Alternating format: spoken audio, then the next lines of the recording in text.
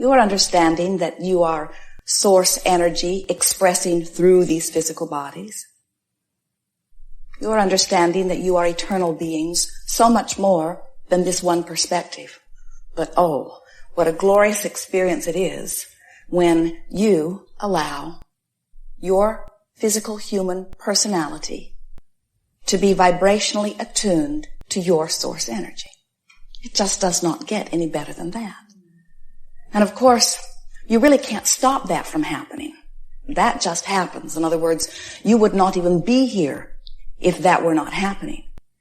But you, who are beginning to understand what we have called science of deliberate creation, more recently, art of allowing, that you can control the degree to which you allow who you really are to flow.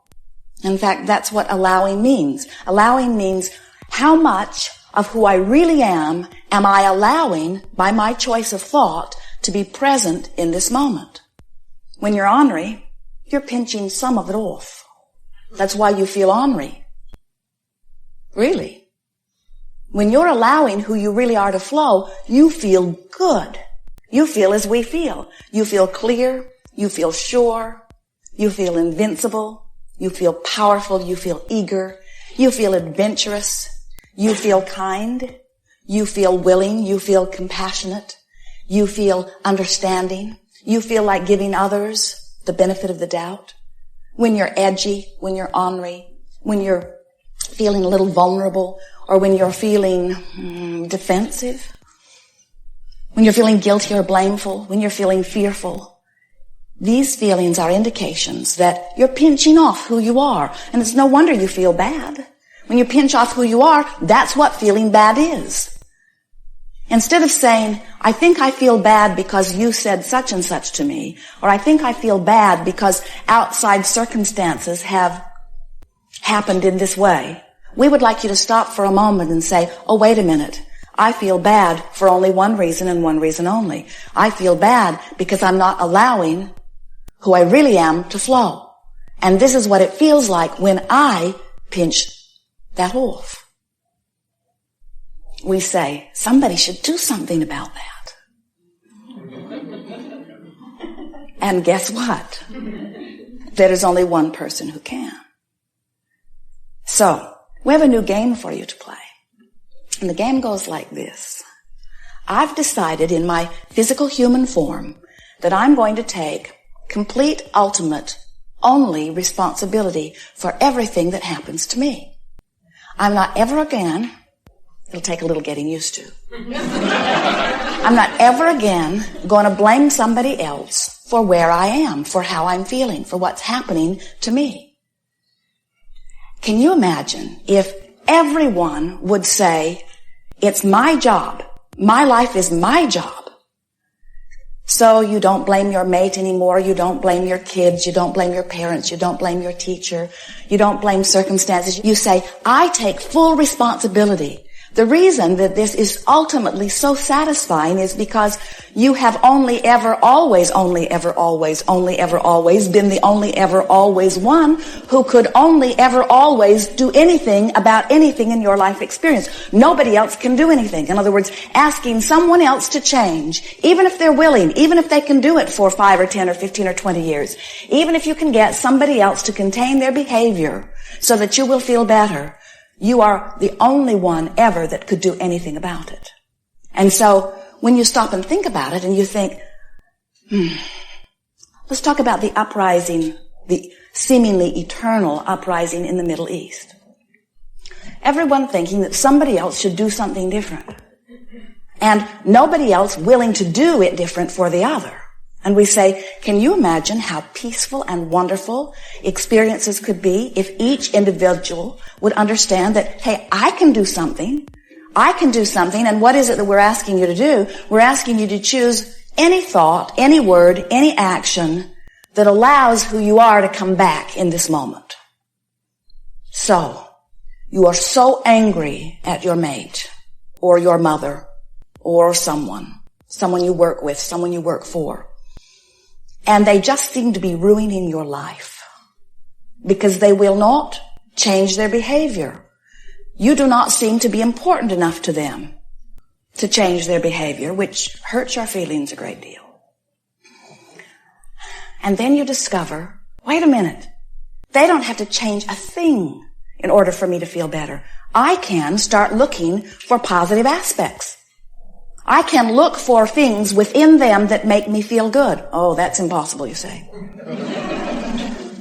There is so much that is bad and not much that is good. In fact, I haven't seen a glimmer of anything good for so very long. And we say, are there other subjects to which you could give your attention? Well, maybe. You say reluctantly. My dog. My dog is easy to love, or my cat. And we say, do whatever it takes to find something to be your object of attention. And as you give your attention to something that allows you to feel good, you've done something about this relationship that was bothering you. In fact, if you will make it your work to feel good, every relationship that you have will be one that pleases you. Now that's offensive to some of you because you've been holding others as being responsible for you feeling good for so long that it's sort of hard to let loose of that. It's sort of hard to let them be whatever they need to be while you selectively choose whatever it is that you need to choose to feel good. And we know, friends, it would be a lot easier for you to do this if they'd learned it first.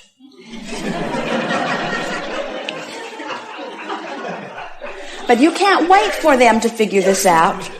And you don't need to, because once you figure it out, your life is going to feel so much better. It does not matter how many aspects of whatever it is you are giving your attention to that's making you feel bad. It does not matter how many negative aspects there are. It is our absolute knowing that in there somewhere are some positive aspects. Now, it might be that the way your relationship has been evolving, that you have begun to focus upon the aspects that you don't like. So you have activated that part of your vibration to an art.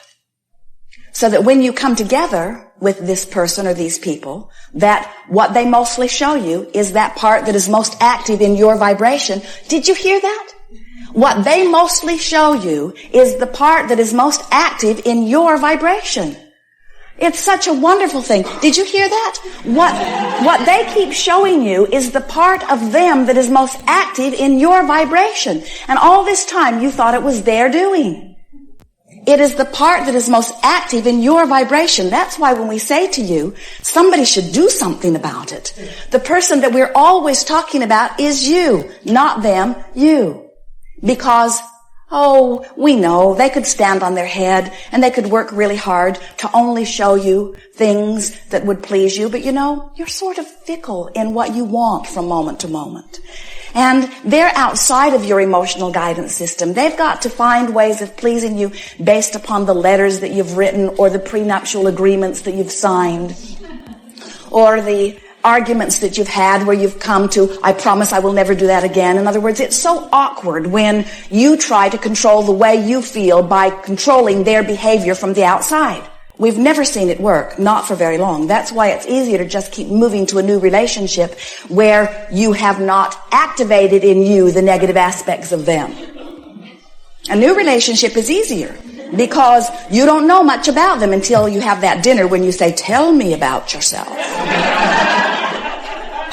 Very good in coming together vows would be, I promise you I will never tell you anything about my past if you will promise me that you will never tell me anything about your past.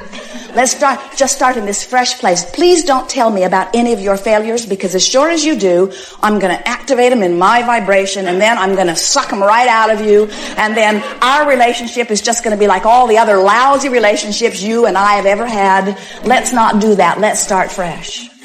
So tomorrow what we want you all to do is leave everyone that you know.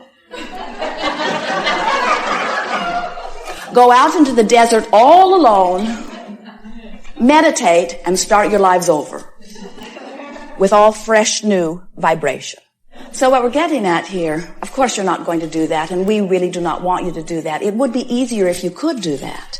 But if you were to do that, if you were to start all over with all fresh new relationships, without understanding what we're really going to talk about all day here today, before long you'd be right back in the same situation where you'd need to leave all of those relationships too. Because you have habits of vibration within you that evoke what happens in your life. And all this time you've been thinking that it was to do with other people. And it was never to do with other people. It's only about what you activate in your vibration. And then you say, and you're right, you say, but it wouldn't be active in my vibration if they weren't showing it to me all over the place. And we say, yes, but they're showing you a lot of things. If you will be more selective in your sifting, if it will matter more to you how you feel than anything else, then what your experience will be is one of bliss. Because as you look at a relationship that has been happening for a while, and you deliberately look for things that make you feel good, and you practice looking at things that make you feel good until you activate within yourself that vibration, then what happens is those people that you are interacting with literally rise to match your vibration. We're not kidding you about that. You've seen it sometimes with children. You'll see a child with one person behave one way and the same child with another person behave entirely differently. And you say, I cannot even believe that that is the same child. And what is happening is different people have activated different vibrations. In other words, you are multifaceted beings. Someone said to us recently, after talking through tears about some unpleasant things that were happening, I think this happened when I was in the 2nd grade. And now this is an adult, children of her own. I believe that this happened to me when I was in the 2nd grade. And we say, we think so too. We think that things happen along your physical trail. And some of them stand out really big in your life experience. Some of them are so bold and so big, or they get your attention in some dynamic way for a period of time, and they cause you to learn, sometimes over a gradual, long, hammering, steadily time, and sometimes in a very short, very fast, very flamboyant, very dramatic time. In other words, if when you're 4, the train runs over your toe, you will always have a different relationship with trains than most people that you know. When things happen like that, it causes you to begin to offer a vibration in a more dynamic way. And then what happens is, without knowing it, you practice those vibrations. You talk about them over dinner, you think about them, you dream about them, you write letters about them, now you're writing electronic mail letters about them. In other words, you find yourself communicating about what your lives have been or about what your lives be, and so you keep alive a vibration within you that is the point of attraction. You remember that, don't you? This is a vibrational universe, and everything is about vibration. Everything is about law of attraction. It is a universe of inclusion. There is no exclusion. So whatever it is you are offering vibrationally, that represents your life experience. So let's say that you have a particular poignant relationship with someone when you are very young, and that relationship causes, for whatever reason, a vibration to be activated within you. Maybe you begin to feel vulnerable. Maybe somebody picks on you on a pretty regular basis, and you develop some patterns of vulnerability or defensiveness. And then you practice them and practice them and practice them so much so that almost everybody that shows up in your experience treats you in similar ways, until later people say about you, well, you have a chip on your shoulder, or you're very defensive. When you come into your first relationship, that begins to evolve pretty quickly. And then in psychotherapy it is determined, well, that happened in 2nd grade. And we say, a lot of things happened in 2nd grade and 3rd grade and 4th grade. A lot of things happened. A lot of things happened yesterday. Some things will happen today. But now you are in the place that you understand about vibration. Now you are in the place that you understand that your emotions tell you about how you are feeling. And they tell you how much of who you really are you are allowing. So when you get this straight in your mind, that when you are allowing who you really are, you feel eager, you feel sure, you feel powerful, you feel adventurous, you feel healthy, you feel vital and alive, you feel well. You are source energy pouring through these physical bodies. And anything less than that is you pinching it off a little bit. Then it's pretty easy for you to begin to guide yourself into thoughts and words and actions that feel good while you're thinking them. Because as you are feeling good, then you are in the vibrational place of allowing who you really are to pour through you. It is so much fun to watch our physical friends coming back consciously and deliberately into their own power.